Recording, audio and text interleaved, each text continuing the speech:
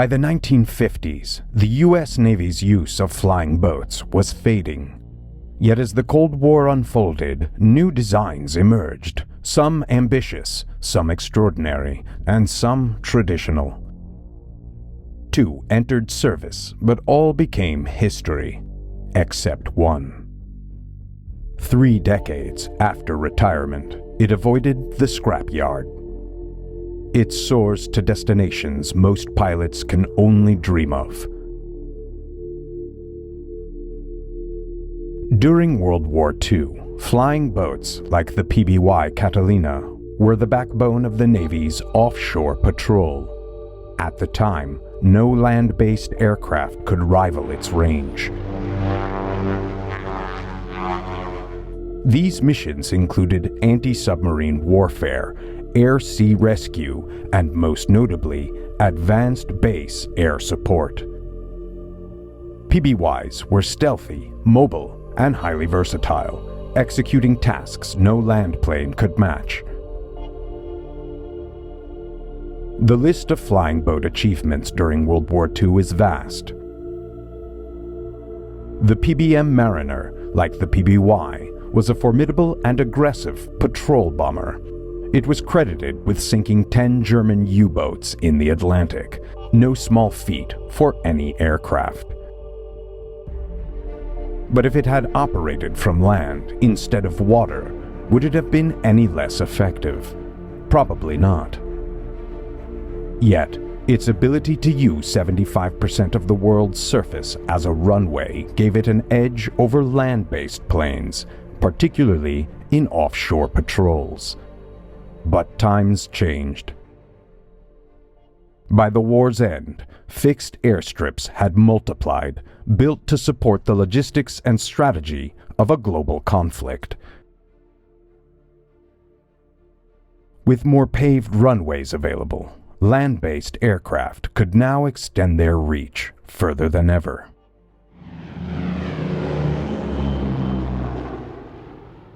Still, the U.S. Navy wasn't ready to abandon flying boats just yet. It just needed to replace its aging fleet. In 1946, the Navy contracted the Glenn L. Martin Company to develop the P5M-1 Marlin. Its design was based on the PBM Mariner, sharing features like the distinctive gull wing. However, this new generation of flying boat introduced advanced innovations, such as hydro flaps. Extending 65 degrees below the waterline in the aft section, these appendages could function independently for turning or together as water brakes. Fully reversible propellers further enhanced the Marlin's maneuverability.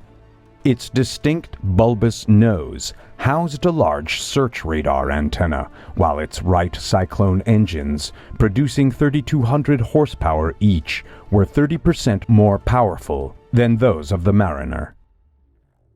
The Marlin's wingspan remained the same as the Mariner's, at 118 feet, but its length was nearly 15 feet longer. At almost 95 feet, its extended hull was perhaps its most significant design improvement, allowing smoother operations in rough water and reducing the tendency to porpoise.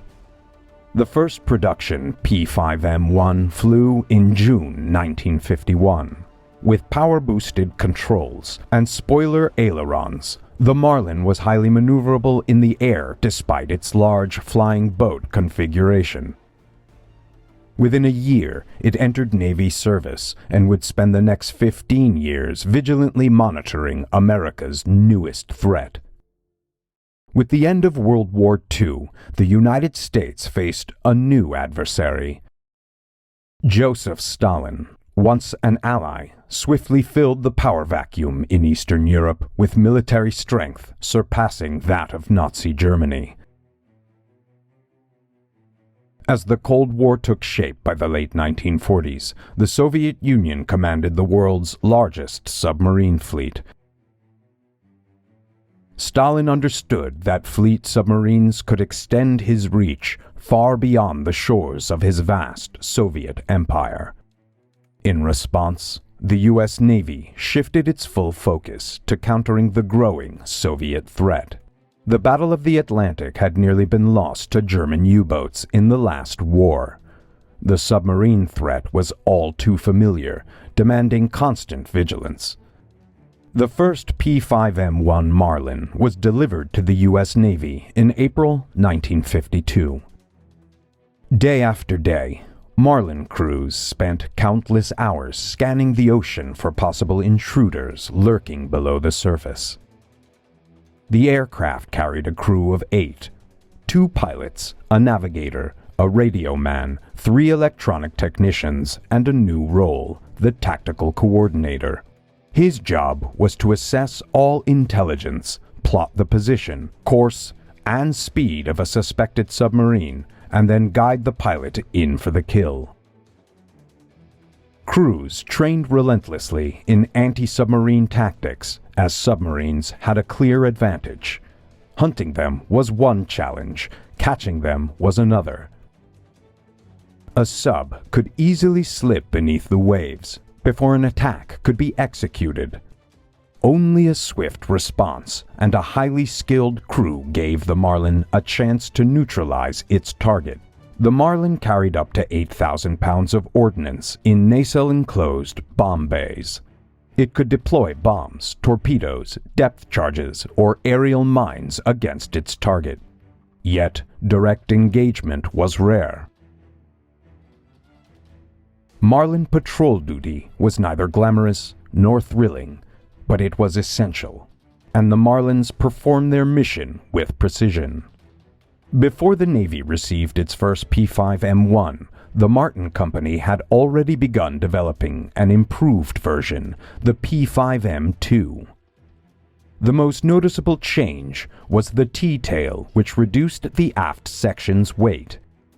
This upgraded model had more powerful engines and featured a searchlight mounted beneath the starboard wingtip, controlled by the co-pilot for nighttime patrols. Additionally, its hull was extended by 5.5 feet, further improving water handling capabilities. As the Marlin carried out its offshore patrol duties, naval planners continued evaluating the role of flying boats in future operations. Maintaining these large seaplanes required special attention. Like its predecessors, the Marlin had to be hauled out of salt water for thorough rinsing, an inconvenience land planes never faced.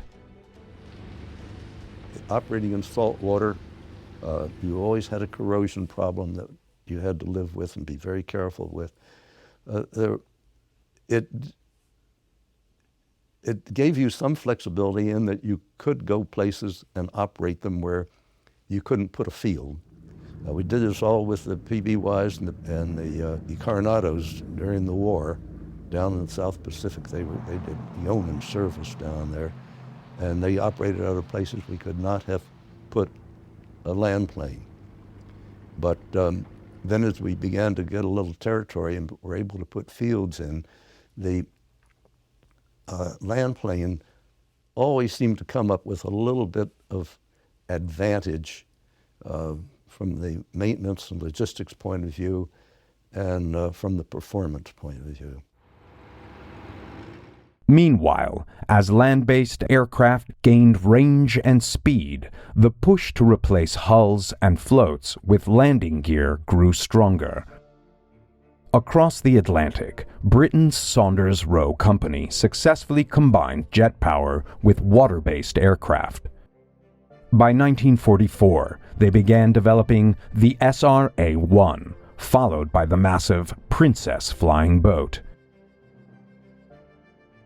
While the Princess was considered outdated in the jet age, the SR.A was the most technically advanced flying boat ever built.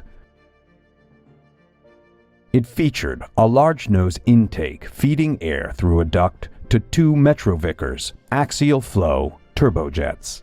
The first of 3 prototypes took flight on July 16, 1947.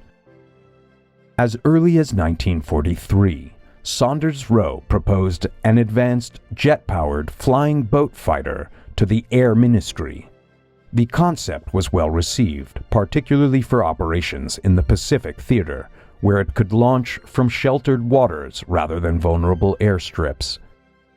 Although the war ended before the first aircraft was completed, the requirement remained. To reduce drag, a common issue with flying boats, the SR.A.1's wingtip floats rotated 180 degrees to retract into the underside of the wings. By 1948, the two remaining prototypes had taken flight. The SR.A.1 reached speeds exceeding 500 miles per hour, placing it within the performance range of contemporary land-based jet fighters. At that year's Farnborough Air Show, pilot Jeffrey Tyson stunned spectators with an aerobatic display never before seen from a flying boat.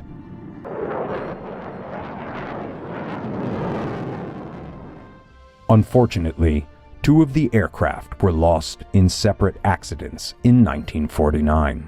Though neither incident was due to design flaws, the program was soon canceled.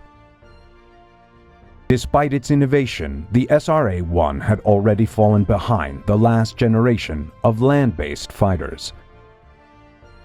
Its final public appearance came in June 1951, floating on the Thames during the Festival of Britain. However, before fading into obscurity, the SR.A.1 caught the attention of the U.S. Navy, which considered developing its own water-based jet fighter. The Consolidated Aircraft Corporation, known as Convair, saw an opportunity and presented the Navy with bold, advanced designs. The design research group had been working with Convair on what might be a transonic or supersonic seaplane. They were looking at all sorts of things.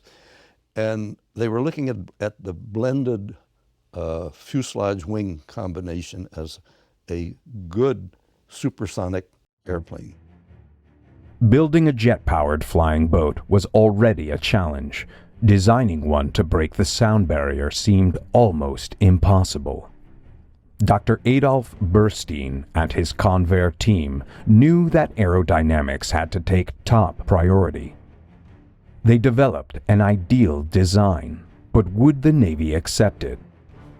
We sat down, had a big powwow in the office, and Adolf sat there, I can remember, he had a pad of paper, and he said, we might try something like this. He said, we could build a Delta, which we know will fly all right, and we can try putting hydro skis on it. So they took it back home and came back with the proposal for the Sea Dart. It went through the evaluation, and our people all passed on it, said, yeah, it's worth trying.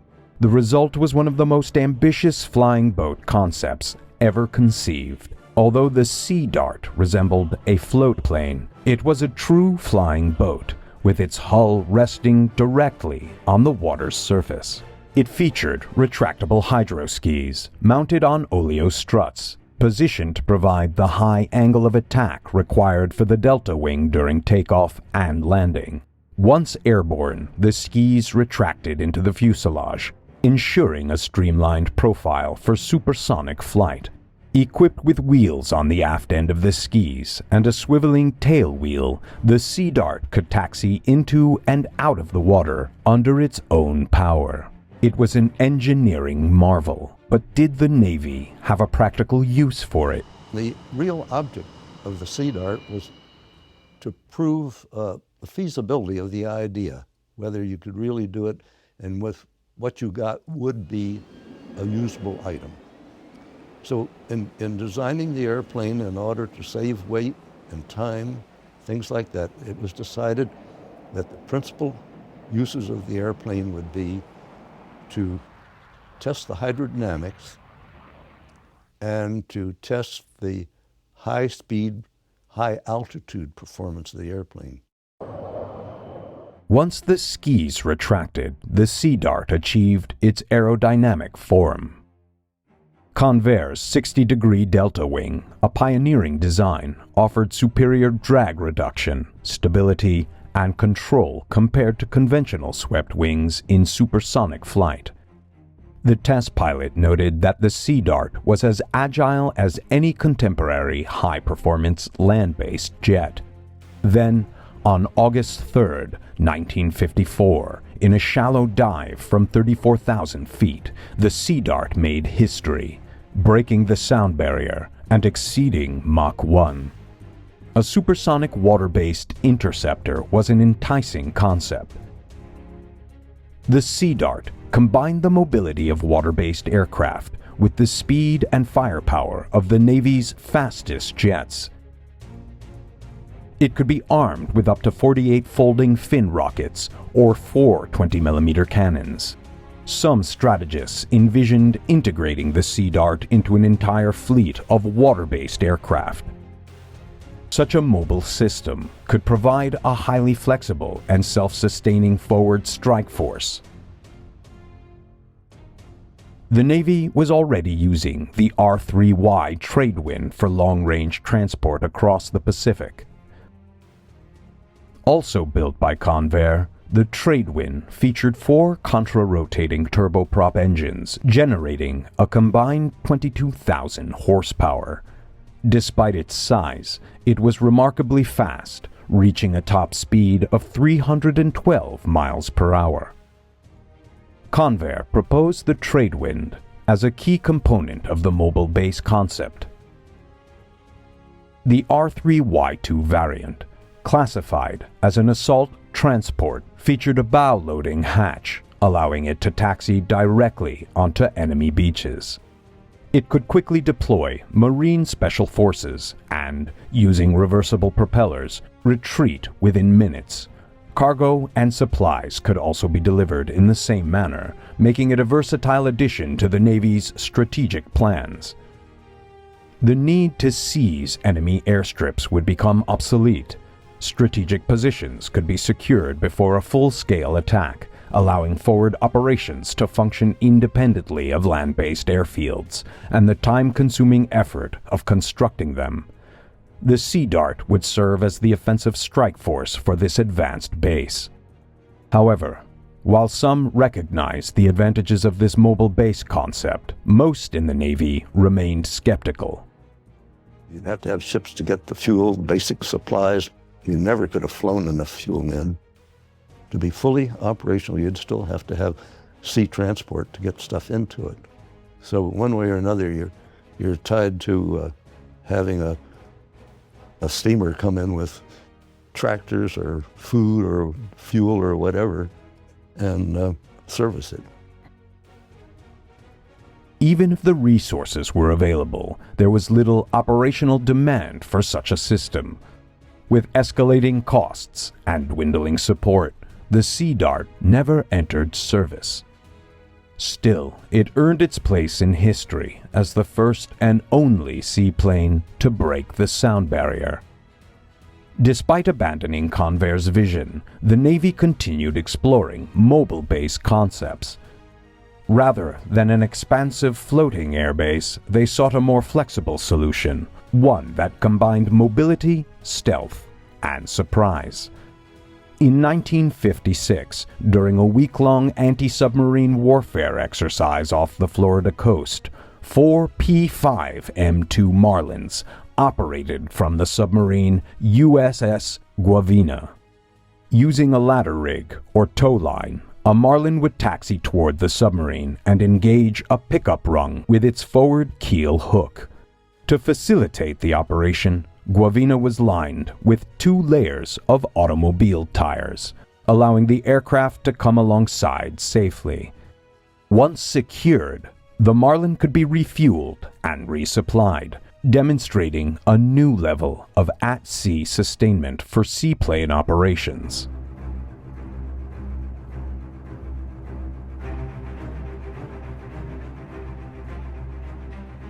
Fuel, food supplies, and spare parts were transferred from the submarine to the aircraft. Once one Marlin was replenished, another would be brought alongside. Incredibly, only 8 minutes passed between releasing one Marlin and securing the next. To further minimize exposure to enemy attack, refueling from a submerged submarine was also carried out. The combination of submarine and seaplane as a floating mobile base showed great potential, leading the Navy to continue these exercises throughout 1956. Operating from these frontier sides, as they were called, the Marlin pioneered an attack concept later realized by the Navy's advanced strike flying boat, the P6M SeaMaster. One of the major threats during the Cold War was the Soviet submarine. Some naval strategists believe that a large, fast bomber launched from indestructible water runways would be the best defense against this threat. With that in mind, in October 1952, the Navy contracted Martin Company to build 2 experimental 4-engine turbojet flying boats. The XP6M SeaMaster was specifically designed for mining ocean straits through which Soviet submarines would pass during deployment. The SeaMaster featured the distinctive Martin T-tail, with each of its 4 Allison J71 turbojet engines providing 13,000 pounds of thrust. Its wings swept back at 40 degrees. Drooped in such a way that the wingtip floats touched the water without requiring struts. With a 102-foot wingspan and a slim 19-foot wide hull, the SeaMaster had a highly streamlined appearance. This was crucial, as the SeaMaster needed to fly at 700 miles per hour to effectively deliver its mines, an unprecedented speed for an aircraft of its size. The mine delivery system of the SeaMaster was cutting edge. The weapons bay rotated 180 degrees while maintaining a sealed hull to prevent buffeting. Though designed for mine warfare, the SeaMaster was versatile enough to function as a long-range bomber, matching any contemporary land-based aircraft in performance. Being a flying boat did not detract from its speed, and it demonstrated Mach 1 capability. Additionally, the SeaMaster could beach itself without the need for a beaching crew. The pilot would engage a specifically designed cradle, which allowed the aircraft to be taxied in and out of the water. With foot pedals for control, the pilot could maneuver the SeaMaster on land just like any other land-based aircraft. By the time the first prototype of the P6M SeaMaster flew on July 14, 1955, Martin had already begun building 6 additional planes for follow-up tests, and the SeaMaster test program was progressing with promising results. However, on December 7th, tragedy struck. One of the 2 they had at the Pax River suffered a control failure at low altitude when it was going pretty fast, and the wings failed in -G, lost the crew. Structurally, the airplane was up to what it should have been, static test-wise, but when you're going at many hundreds of knots and get a full nose-down pitch, you can get 8 or 9 G, no problem whatsoever, and the airplane just wings folded like that. Nearly a year later, a second accident occurred near Newcastle, Delaware. Though the 4-man crew survived, the aircraft was lost. Once again, no design flaws were found to be the cause. Despite the setbacks, the Navy remained confident in the program and approved the production of 24 more planes. Supporters of the SeaMaster believed it could lead the next generation of flying boats and introduce a new era of water-based weapon systems. They saw the aircraft as having the potential to rival or even surpass the performance of the contemporary B-52 long-range bomber. However, by the 1950s, long-range strategic bombing was firmly under the control of the U.S. Air Force, and top naval officers were not willing to reopen this controversial topic. Additionally, few influential naval officers were ready to back the costly SeaMaster program if it meant cutting funds from carrier aviation. Production delays, rising costs, and limited support ultimately led to the cancellation of the SeaMaster program on August 24, 1959. The remaining 11 SeaMaster aircraft were stripped for parts, and few could foresee the SeaMaster or even the supersonic Sea Dart as forerunners of the future of flying boats in naval aviation. Despite the valiant efforts of Martin and Convair to bring flying boats into the jet age, the debate over a water-based strike force in the U.S. Navy was ultimately settled. The things that they talked about were largely possible, but whether they were the actual best ways to do things or not, I don't know.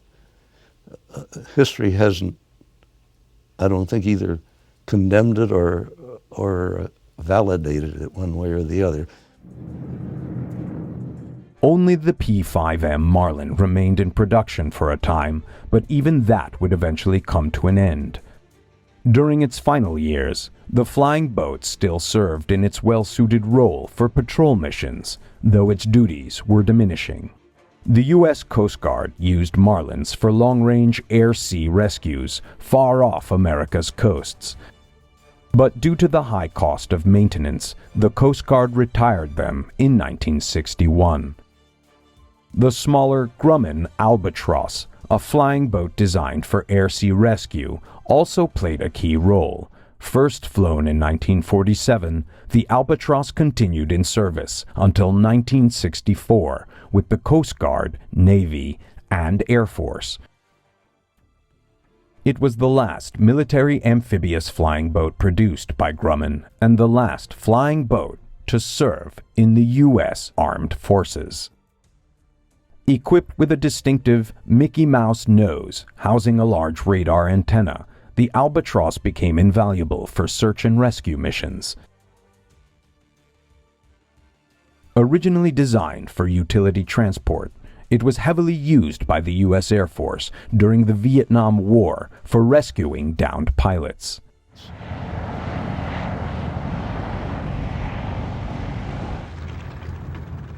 As the years passed, land-based aircraft assumed all military air operations, and the aircraft carrier proved to be the definitive solution for the Navy's advanced strike needs.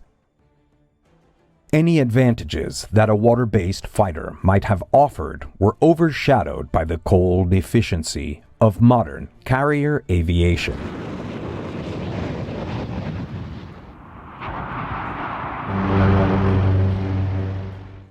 Despite the end of the flying boat's role in mainstream military operations, Marlins provided valuable air reconnaissance for aircraft carrier operating areas, particularly in the Gulf of Tonkin. They played a key role in Operation Market Time, a blockade operation aimed at preventing the supply of arms to North Vietnam and the Viet Cong. Marlin squadrons tracked suspicious shipping activity and relayed vital intelligence to Navy surface vessels. From 1962 onward, the P5M1 and P5M2 Marlins were redesignated as the P5A and P5B respectively. In their final years, these aircraft were painted in a gray and white livery and modified for combat roles, carrying underwing rockets and machine guns in various hatches for self-defense and attack.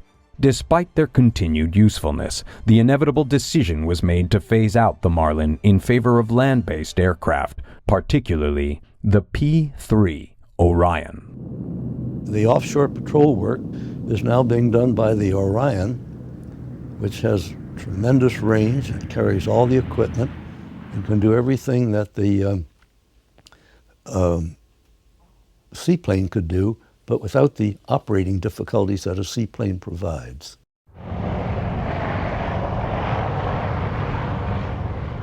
This shift marked the end of the flying boat's long service with the Navy, as the last tactical flying boat patrol was flown on May 10, 1967, from Sangley Point in the Philippines.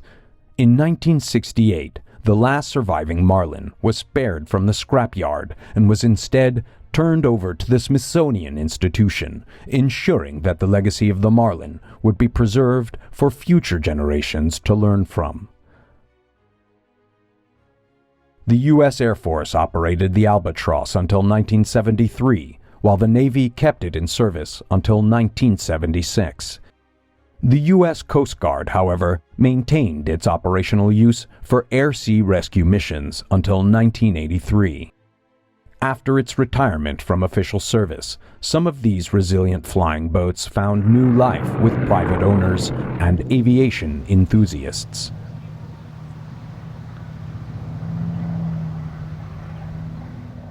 One such example is the Albatross that had spent years in the Arizona desert before being bought and restored by John and Joyce Proctor.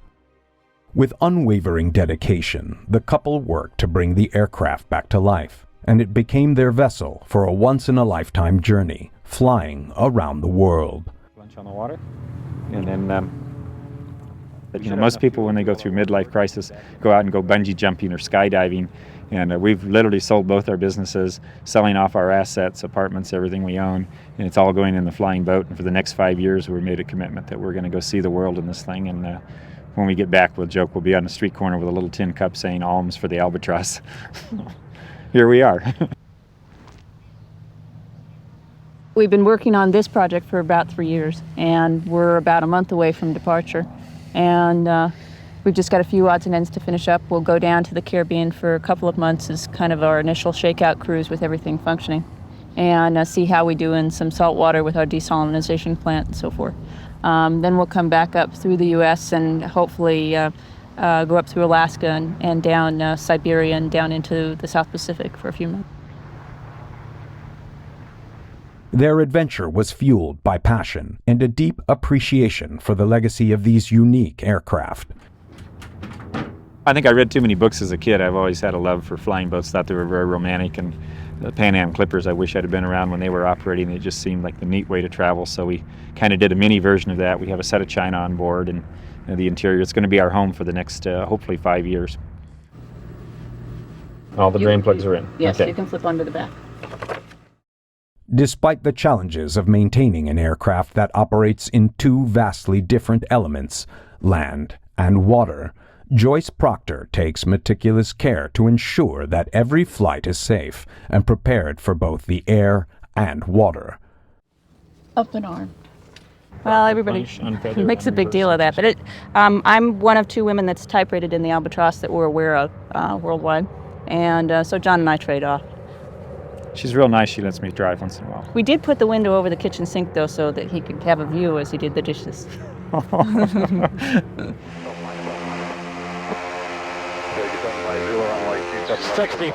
Their dedication to maintaining and operating such a unique aircraft is a testament to the lasting appeal of these amphibious planes.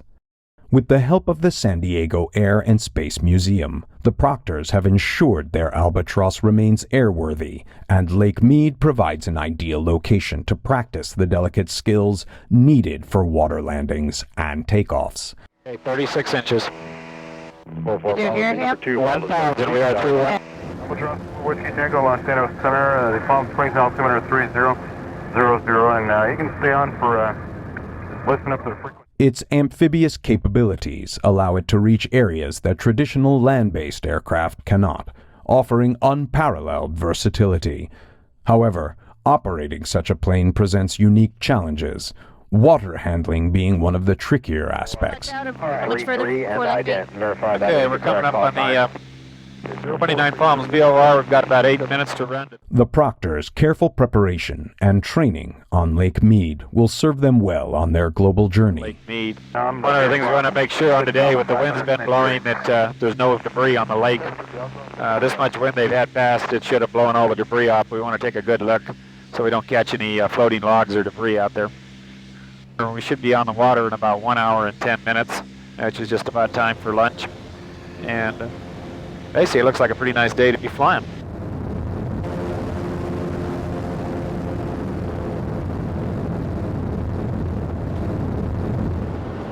Restoring and operating a flying boat like the Albatross requires technical expertise and unwavering passion.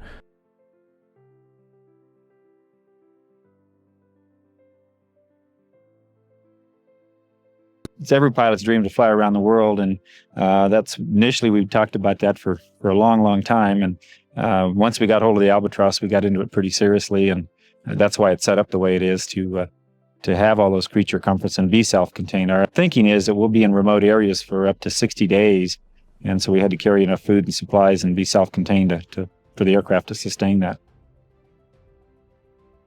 In the 1950s, the old air yachts were real popular. They were Catalinas then, PBYs, and they were used similar to what we're doing with ours.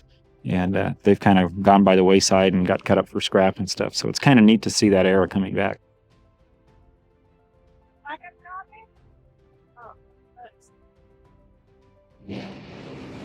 I think you're going to see more people into flying boats because it brings up that charisma and that air. And it's a big old slow chunk and long. It's nice to have your China. It's nice to get up and go back and get an ice cream out of the freezer.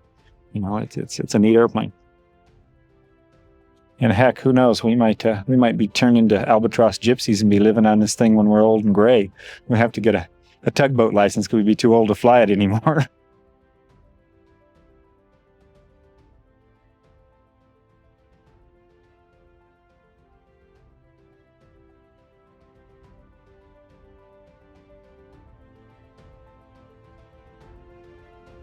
For enthusiasts like the Proctors, the allure of flying boats has never faded, and their continued use for private adventures speaks to the dedication of those who appreciate these aircraft.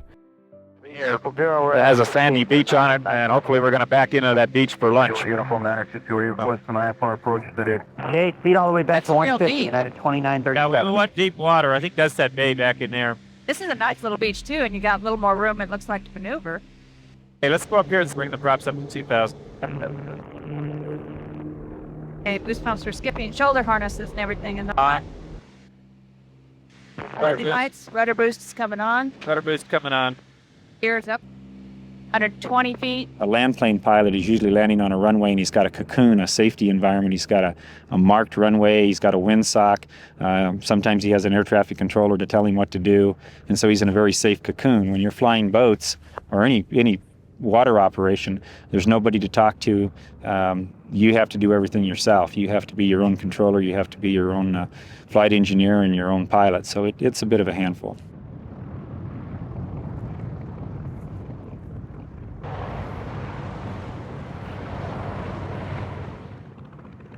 And you're responsible, again, the workload becomes, again, twofold when you have to follow air regulations as well as water regulations. You're a boat when you're on the water, so you have to follow Coast Guard regulations. And when you're in the air, you're under FAA guys.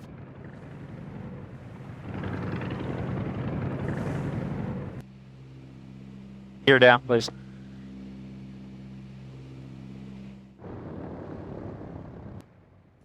Hey, you want me to go open the back hatch and watch? Yeah, go open the back hatch and let's get set up for beaching. It's one of the few flying boats that have reversing propellers, which is real nice. So when you go to dock, for example, when we backed in here, it was very nice. I was able to turn around, put the engines in reverse, and pick my spot exactly where I want to do on the beach. In a normal seaplane, you've got to coast in and then either jump out and turn the airplane around or something. Reversing propellers are really nice. It's the only way you can control the thing. Otherwise, you got 15 tons heading for a dock and stuff, and it just mows it down.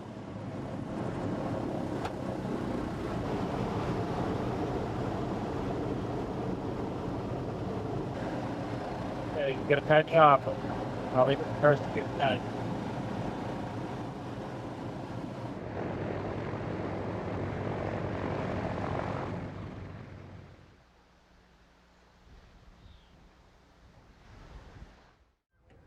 One of the problems with this big an airplane is we run into several things. One, the physical size of it.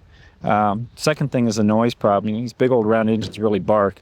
And so we're out here, and there's absolutely nobody out here to bother. So that makes us good neighbors, and we're real sensitive to that. We want to be able to continue landing here. It's the worst of all the worlds. You know, we have a boat that flies. And so we have all the maintenance that goes along with a boat, and we have all the maintenance that goes along with an aircraft, and you put the two together, and it's a bit of a handful. So there's roughly 4 times the amount of work to keep a seaplane going than is a land plane. Particularly when you get into saltwater. Your maintenance is just incredible. You have to pull the wheels off all the time, repack your brakes, all this stuff. So it's a real high maintenance item when you get into saltwater. Walk up. The smaller flying boats are more maneuverable and can get into shallower water and more user-friendly from that standpoint, and definitely a lot less to operate. The trade-off is that you don't have the long-range capabilities and you don't have the rough water capabilities. So we're kind of a compromise. We feel unless we're into a very, very rough seas, there's not too much water that we couldn't handle with the aircraft. And so that makes it real user-friendly, is trying to maintain somewhat of a schedule. And also, if you're in remote areas, we've got our whole house with us, and so we aren't reliant on being close to a city or someplace for food and so forth. So there's a little handhold. It's neat about albatrosses. Just so you can climb up here, they give you this special little grip. Yeah. Piece of. Most of them they left some of the military interior in them, and they're used as kind of a pleasure craft to keep a rubber boat in and dive equipment. They take them out on the lake or river when it's nice weather and things like that. But there's several restoration projects out there. They've become quite in vogue in the last few years. The era of the old flying boat is coming back, which is kind of neat on one hand. For us, it's a part of our heritage. The original long distance flying in the world was done with flying boats to map the world, because there wasn't landing strips available. So that's neat to see that part of our heritage come back. The disadvantage for us is that, like everything else that becomes in vogue, the price has skyrocketed. So that's a little bit of a groaner.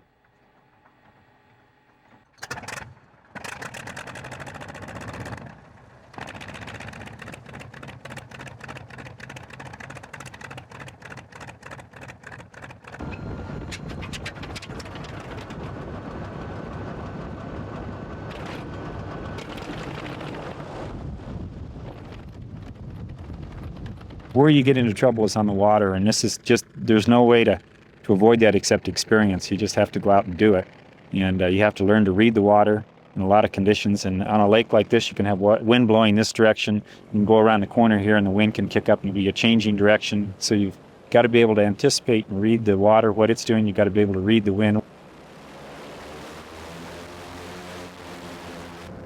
And one of the most dangerous things in getting out of a lake, even on the small floatplanes, is you think the wind's coming one way and you start your takeoff run. As you get down to the lake and change and turn, what you thought was an updraft may become a downdraft, and that's caught quite a few pilots. So there's a lot of knowledge and expertise that's required to operate in that environment.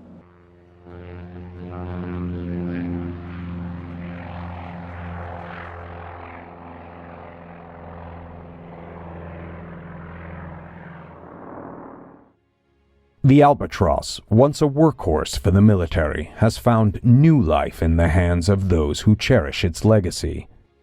As the Proctors set off on their world tour, they carry a piece of aviation history that continues to inspire. The end of the military's use of flying boats marked a shift in aviation, but sparked a resurgence of interest among enthusiasts who seek to keep these remarkable machines alive. In 5 or 6 years, we would load this full of chow and gasoline and tank it all up and fly into British Columbia somewhere and park it, and it'd be our floating cabin for 3 or 4 weeks and have friends come and stay with us and stuff. If the fishing wasn't too good there, we'd fire up and move to a new cabin location. So that's kind of where we're headed for. The Proctor's journey is just one of many stories showing how, even in retirement, these aircraft continue to capture the imagination of those who view the world differently, through the lens of aviation history and the adventure of the skies and seas.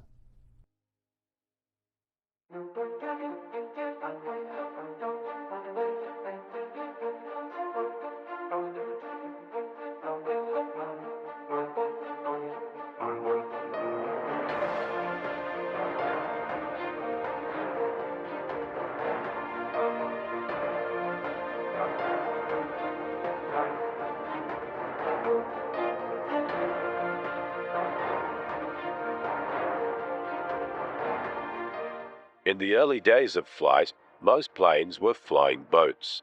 Lakes, rivers, bays, and oceans provided ready-made runways.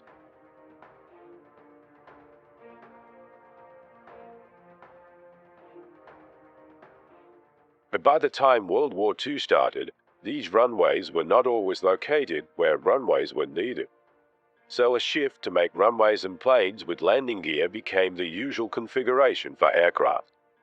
However, there was one seaplane that continued throughout the war and excelled in areas that other aircraft simply could not warrant. Even though the plane was dated before the war started, it overcame its age to go on to be one of the most famous World War II planes in history. Consolidated Aircraft Company's PBY Catalina.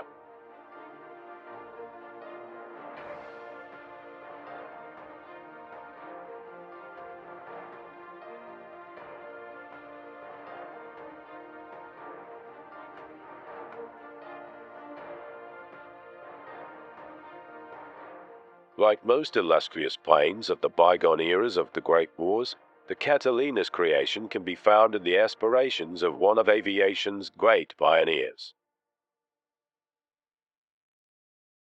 This is 1918 in the United States, and it's the day the airmail service begins.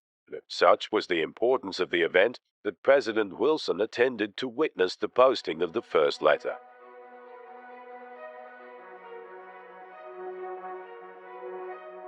The pilot of the aircraft was Major Reuben Fleet. Fleet went on to form the company that produced the Catalina and many other outstanding aircraft. The corporation was Consolidated Aircraft Company, which was based in Buffalo. But by 1936, he'd moved the company to this site in San Diego, California, to build the Navy's new flying boat.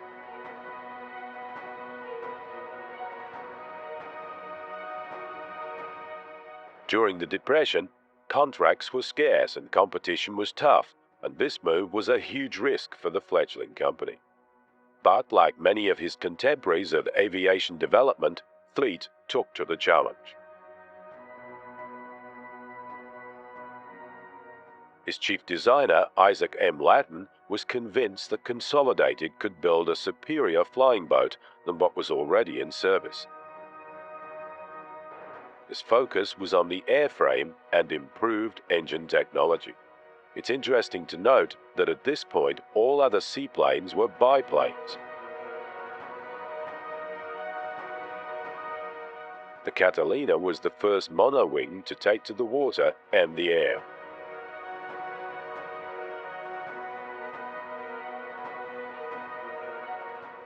The original model was flown in 1933. Although there was a number of versions produced, it's the Model 5 that's most recognized, as it was produced in larger numbers and was the most used during the Second World War. Boeing, Vickers, and the Naval Air Factory also built them under license. The United States Navy employed over 3,000 of the Catalina. Other Commonwealth nations, including Britain and the Dutch, also utilized the outstanding services that the Catalina would provide.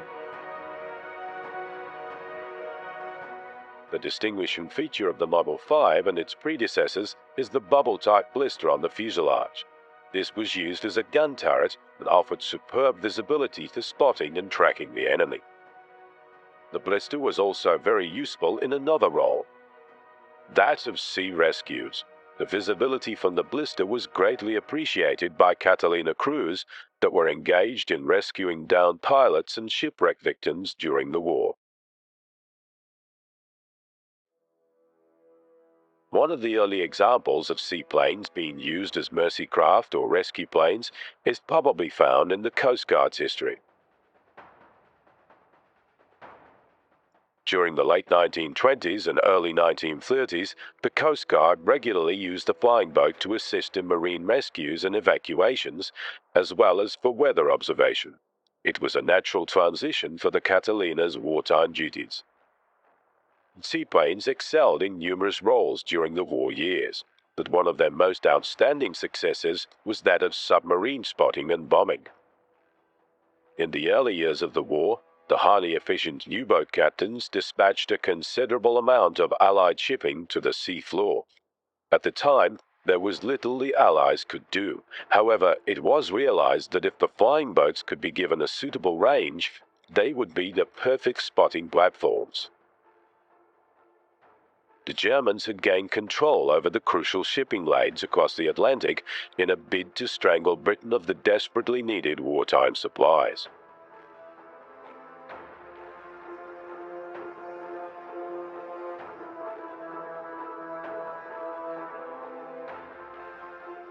The PBY Catalina took over from the earlier bi-winged flying boats, and two models were formed: a true seaplane and an amphibious craft that had retractable undercarriage which allowed it to land on both the sea and terra firma. It was designated as the 5A model. There were obvious advantages with the 5A model, however they were slower, heavier, and subsequently had a reduced range.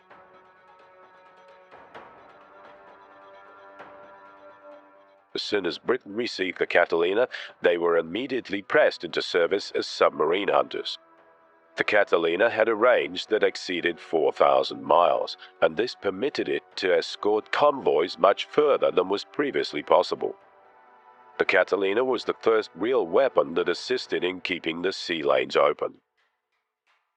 The effectiveness of the Catalina was vastly improved when the first British radar system was installed in the North Atlantic squadrons.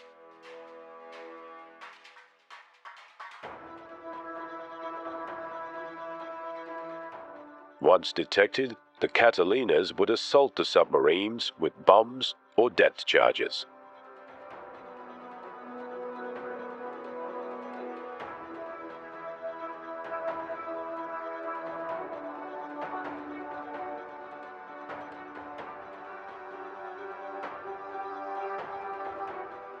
Consolidated's Californian factory continued to build the PBY-5 nearly right throughout the war.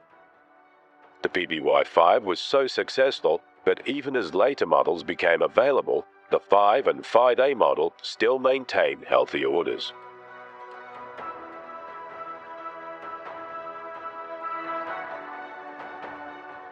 The PBY's construction was a mixture of boat building and aircraft manufacture. The wing, which was perhaps the most important part regarding the PBY's success, was built from steel and hand-stitched canvas.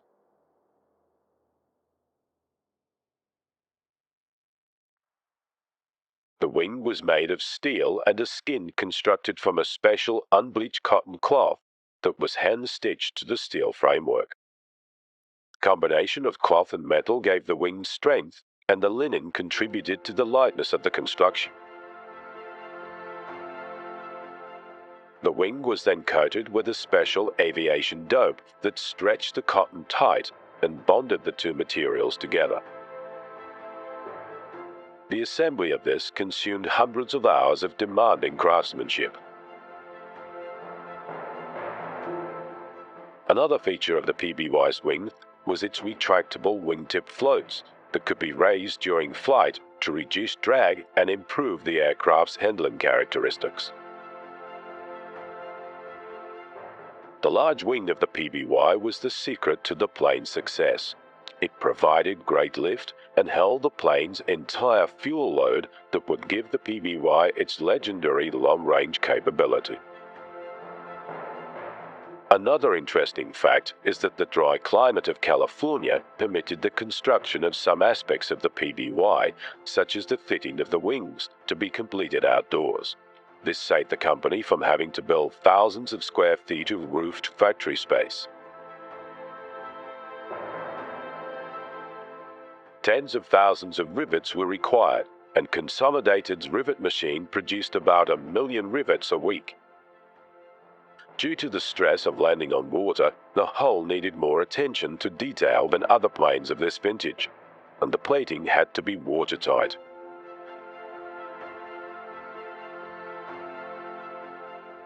The rivets needed special attention to ensure the tightest fit. They were frozen until required. When pressed in cold, they would warm and expand, and that ensured a tighter than standard fit.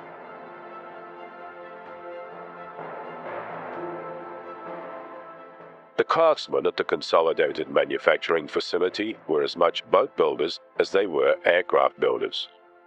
The fuselage had to pass a watertight test. Since it wasn't feasible to build a water tank for testing the integrity of the fuselage, rather the fuselage was filled with water and checked by inspecting the outside surface instead. The center spar was a unique design for its time, as it housed the flight engineer. Normally, he would sit behind the pilot, but in this plane, he sat above the pilot and was indeed very close to the engines he monitored.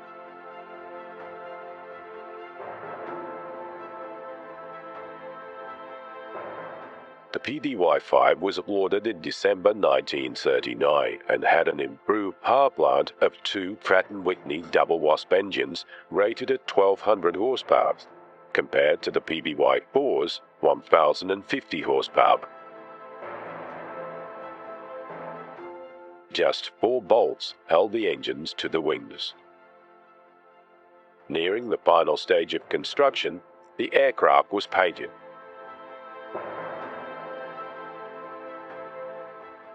Aircraft designations such as BL, which stands for light bomber, reflected the aircraft's use. In the case of the Catalina, its letter designation does not reflect that the craft is a plane.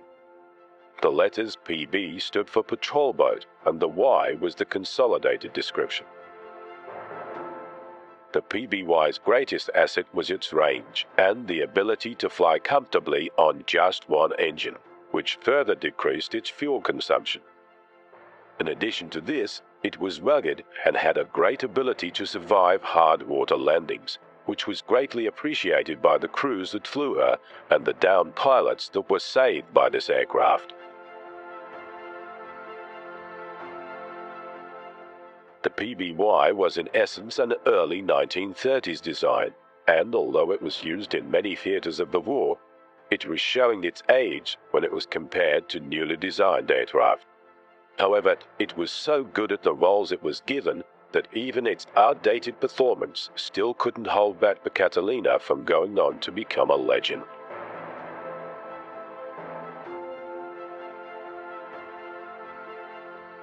The Catalina fell short in many areas. For example, its top speed was less than many of the cars of that day, and as a bomber, the wing design couldn't even cope with half the pressures of a newer dive bomber.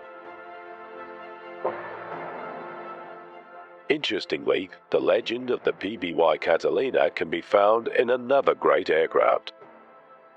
The B-24 Liberator sits in the shadow of the most famous bomber, the B-17 Flying Fortress.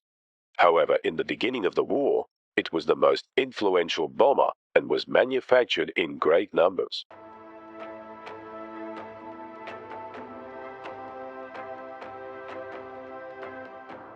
A total of 19,256 planes in several versions were produced by Consolidated Loyalty, Ford Motor Company, Douglas Aircraft, and North American Aircraft between the years of 1939 and 1945.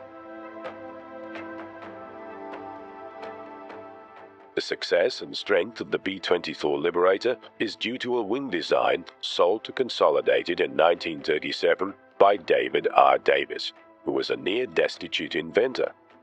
Reuben H. Fleet, the president of Consolidated, was convinced through wind tunnel tests that this slender wing with sharp camber would provide greater lift.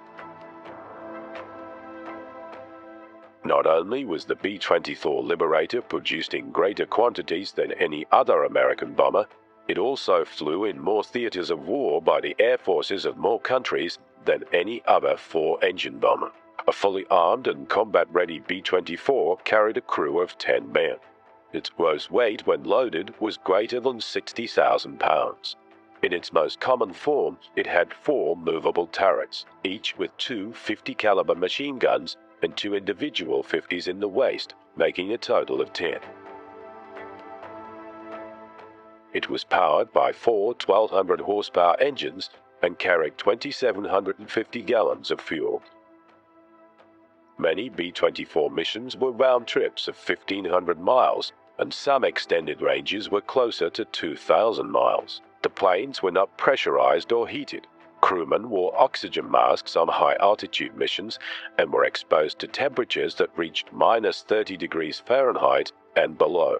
A PBY-5 Catalina was not Consolidated's only seaplane in production during the war. In 1936, the company started production on the much heavier patrol bomber, the PB2Y.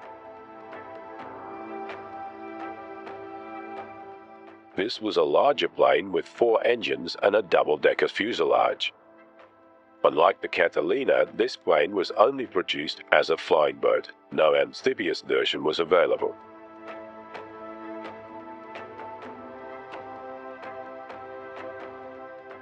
The PB2Y never achieved the fame of the Catalina. Only small numbers of the PB2Y were built. It was Consolidated's model number 29, and production ceased in 1941.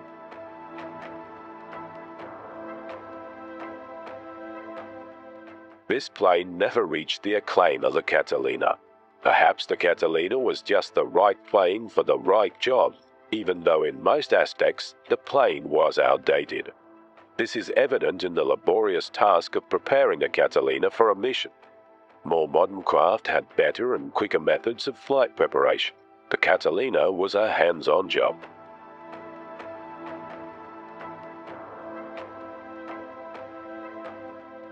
Sub-Catalinas operated in many secret operations throughout the war.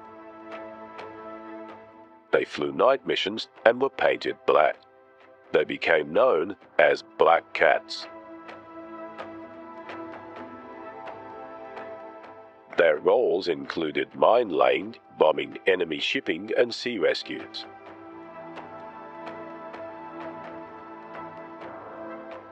They most often worked alone. The only cover they had was the black paint that helped camouflage them in the night sky.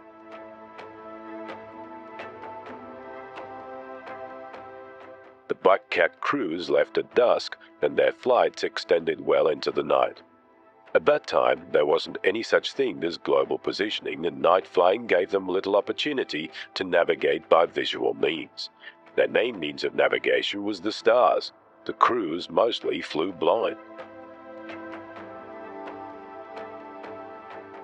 A crew may be grateful for a moonless night for safety reasons, yet the same night resulted in a much reduced chance to find and destroy an enemy.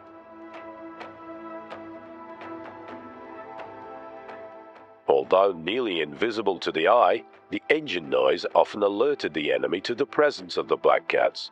If they were lucky, the Cats would be able to strike first and withdraw in success before the enemy could get into full swing. The Japanese became aware of the Black Cat's tactics and put together the Japanese night fighters to counterattack. The old Catalina was very susceptible, as its age was a very real barrier to any performance flying. However, with black paint and the ability to land on water, the Cats often dived and skinned the ocean in a cat-and-mouse game of detection. The antiques of the Black Cats has only recently come to light as the veil of secrecy is lifting. They stealthily hunted down freighters, submarines, tankers, and even destroyers.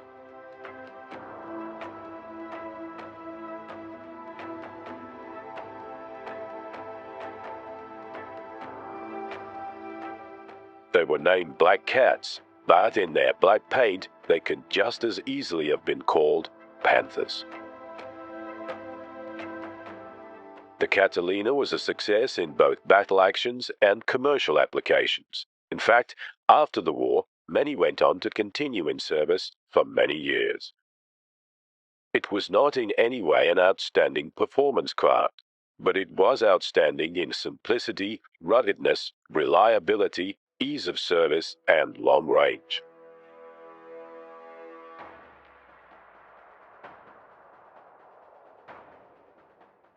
PBY was just a perfect plane for the roles it was given. It seemed the plane was designed around these roles. However, the irony is, the plane was designed well before its wartime missions were called for.